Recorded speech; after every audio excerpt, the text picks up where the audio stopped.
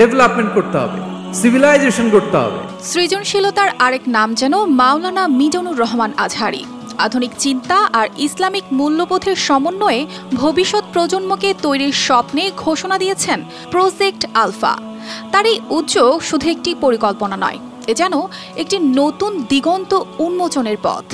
বিশ্বখ্যাত এই Islamic scholar এবার নিয়ে এসেছেন এমন এক শিক্ষা প্রতিষ্ঠানের ধারণা যা বদলে দেবে দেশের প্রচলিত শিক্ষা ব্যবস্থা।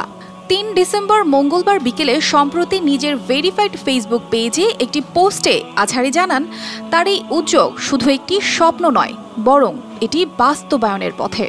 Never forget to say la ilaha illallah. তিনি বলেন, দেশে এমন এক শিক্ষা প্রতিষ্ঠান তৈরি করতে চান যেখানে বইয়ের পাতায় আটকে থাকা পড়াশোনা নয়, তৈরি হবে ভবিষ্যতের নেতৃত্ব দেওয়ার মতো দক্ষ ও সৃজনশীল প্রজন্ম। Double million offer, Walton fridge কিনে পেতে পারেন 20 লক্ষ টাকা, রয়েছে কোটি কোটি টাকার নিশ্চিত উপহার। এর আগে তিনি মালয়েশিয়া থেকে ফিরে ঘোষণা দিয়েছিলেন জাতির কল্যাণে একটি গ্রাউন্ড ব্রেকিং শিক্ষা প্রতিষ্ঠান গড়ে তোলার। কালামে পাকে রিমাইন্ডার দিয়ে আমাদেরকে স্মরণ করিয়ে দিতে চান যে এই পৃথিবীতে আসলে তোমরা এসেছো পরীক্ষা দিতে। তিনি লিখেছেন, আমাদের পরিকল্পনাটা এবার শূন্য থেকে দৃশ্যমান করতে চাই। তার লক্ষ্য এমন একটি শিক্ষা প্রতিষ্ঠান তৈরি করা যেখানে ইসলামী মূল্যবোধের ভিত্তিতে গড়ে উঠবে সৃজনশীল প্রজন্ম। শেখ হাসিনা সরকারের পতনের পর দেশে ফিরে বিভিন্ন আলেম ওলামাদের সঙ্গে বৈঠক করেন তিনি। সেই বৈঠকে তিনি তার পরিকল্পনার ভিত্তি তৈরি করেন। তিনি তার পরিকল্পনাকে প্রাথমিকভাবে প্রজেক্ট আলফা নামে অভিহিত করেছেন। ভবিষ্যতে এর চূড়ান্ত নাম ঘোষণা করা হবে।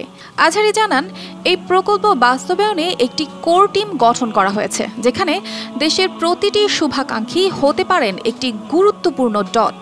তবে কেন এক নও হে মুসলমান, এক হও এক হও করিয়া হবা। ইংরেজি ড্রিম বিগ শব্দগুচ্ছকে সামনে রেখে তিনি লিখেছেন, আমাদের স্বপ্নটা বড়, আমরা আমাদের জায়গা থেকে সর্বোচ্চ চেষ্টা করতে চাই। পূর্ণতা দেওয়ার মালিক মহান আল্লাহ। তার এই উদ্যোগ শুধু একটি শিক্ষা প্রতিষ্ঠান হবে না, এটি হবে ভবিষ্যতের নেতৃত্ব তৈরির কারিগর।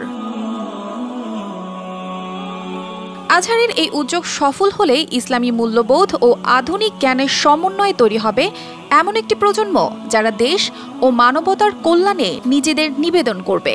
দর্শক, মুসলিম বিশ্বে আলোচিত এই ইসলামিক স্কলারের প্রজেক্ট আলফাকে কিভাবে দেখছেন জানাতে পারেন আপনার মতামত।